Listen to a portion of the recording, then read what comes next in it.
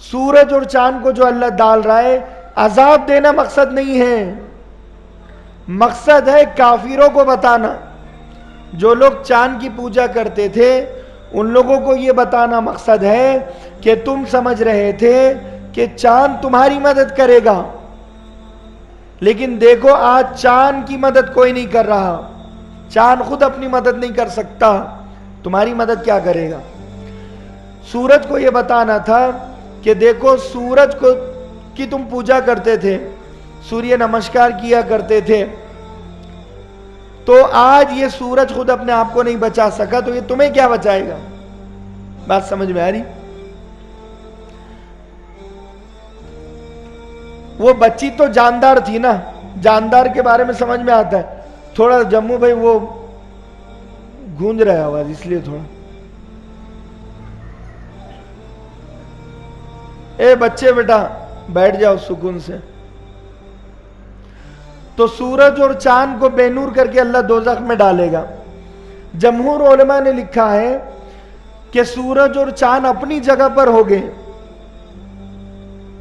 اور دوزخ کی آگ سے اللہ تبارک و تعالی ان دونوں کو بے نور کرے گا، جلائے گا۔ ایک طرف یہ لکھا، دوسری طرف جمہور علماء کی دوسری جماعت ہے، وہ کہتی ہے سورج اور چاند کو اللہ دوزخ میں ڈال دے گا، بے نور کر دے گا۔ یہ دو الگ الگ باتیں، اللہ کرے بات سمجھ میں آ جائے۔ کس طرح کہ ہم گیس پر پانی گرم کر رہے ہیں، پانی خوب اوڑ گیا، اب ہم نے وہ برتن ہٹا دیا تو کیا ہوگا؟ وہ بھگونے کی جو بھاپ ہے وہ ڈائریکٹ کہاں جا کر لگے گی؟ چھت پر۔ کہاں جا کر لگے گی؟ چھت پر۔ سمجھ میں ہی بات؟ تو بالکل ایسے ہی جو دوزخ ہے، دوزخ پر بڑے بڑے لگام کسے ہوئے، یعنی ڈھکن پڑے ہوئے ہیں، بڑے بڑے کیا ہیں؟ ڈھکن پڑے ہوئے ہیں۔ جب یہ دوزخ کے ڈھکن کو ہٹایا جائے گا تو بالکل تیزی سے یہ نیچے کی آگ اوپر آئے گی، اور اوپر آگ آ کر سب سے پہلے سمندروں کو جلائے گی۔ قیامت کا جو منظر قرآن بیان کرتا ہے، وَإِذَا الْبِحَارُ سُجِّرَتْ، سمندروں میں آگ لگ جائے گی۔ وَإِذَا الْأَرْضُ مُدَّتْ، زمین ٹکڑے ٹکڑے ہو جائے گی۔ اِذَا السَّمَاءُ انفطرت، آسمان ٹکڑے ٹکڑے ہو جائے گا۔ تو یہ جو ڈھکن کھلا، اب جب یہ زمین بھی ٹوٹی، آسمان بھی ٹوٹا اور آگ اوپر آئی، سمندروں میں آگ لگی، اب یہ پہلے آسمان پر وہ آگ جا رہی ہے کیونکہ اس کی وہ تپش ہوگی، وہ گرماہٹ ہوگی۔ دوزخ جب سے بنائی گئی ہے اس کی آگ کو صرف تڑپایا جا رہا ہے، اوٹایا جا رہا ہے۔ ہم چائے اوٹاتے ہیں نا، پانی اوٹاتے ہیں، تو ایک ہے نارمل گرم پانی اور ایک ہے اوٹایا ہوا پانی، دونوں میں کیا فرق ہے؟ ارے بھائی بولو۔ وہ گرم زیادہ ہوگا نا جو اوٹایا ہے، اور وہ جو ہم نے گرم کیا وہ زیادہ گرم نہیں رہے گا۔ دوسری یہ بات کہ جلدی ٹھنڈا نہیں ہوگا، جو زیادہ اوٹایا ہوا پانی ہے نا وہ جلدی ٹھنڈا ہوگا نہیں ہوگا۔ بالکل ایسے ہی جب دوزخ کی آگ کو بھڑکایا گیا، وہ آگ پہلے آسمان پر، دوسرے، تیسرے، چوتھے، پانچویں، چھٹے، ساتویں آسمان پر جو سدرۃ المنتہا اور وہاں کی حدوں سے اوپر اب جنت کی حدیں شروع ہو رہی ہے، نور کے 70,000 پردوں سے۔ دوزخ ایک الگ وے میں ہے اور جنت ایک الگ وے میں ہے۔ میں یہ بہت آسان کر کے آپ کو سمجھا رہا ہوں۔ تو یہ جو سدرۃ المنتہا کے اوپر ہے، اب یہاں سے جنتی درختوں کی شروعات ہوتی ہے جن کی ٹہنیاں ایسی لٹکی ہوئی ہوتی ہے،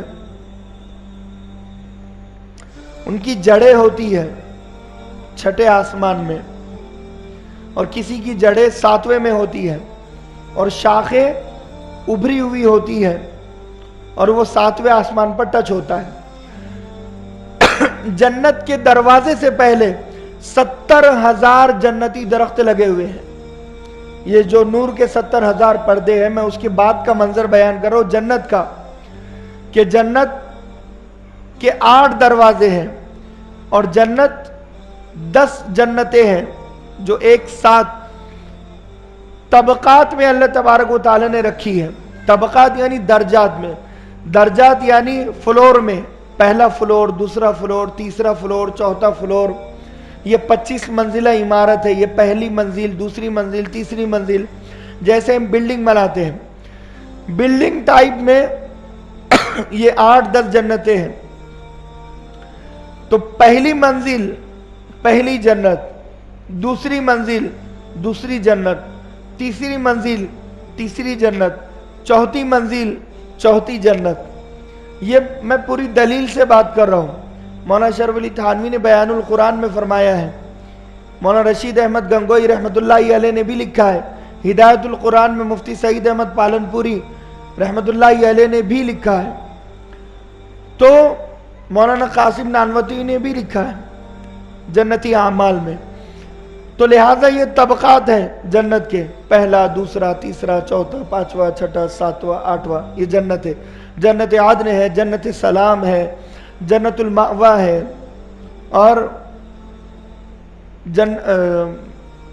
और बहुत सारी जन्नतें हैं जिनके नाम मुझे पता नहीं है, लेकिन बहरहाल ये तबकात की शक्ल में है जो आसमानों से ऊपर है।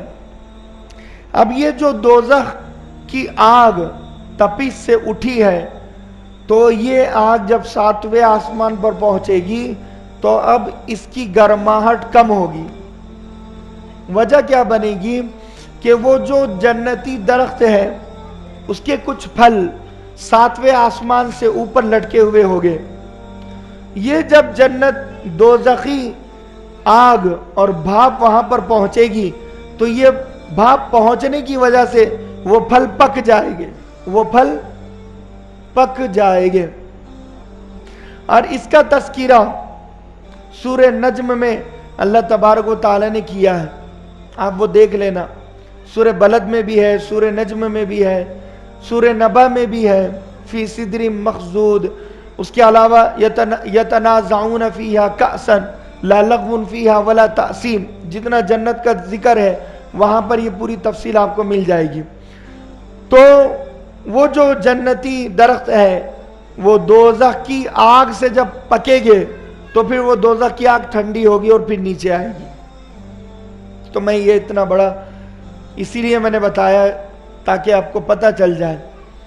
तो ये, और जब वो आग ऊपर पहले आसमान पर पहुंचेगी तो वो सूरज को बेनूर करेगी, सूरज को जलाएगी, चांद को जलाएगी, सितारों और सैयारों को बेनूर करेगी।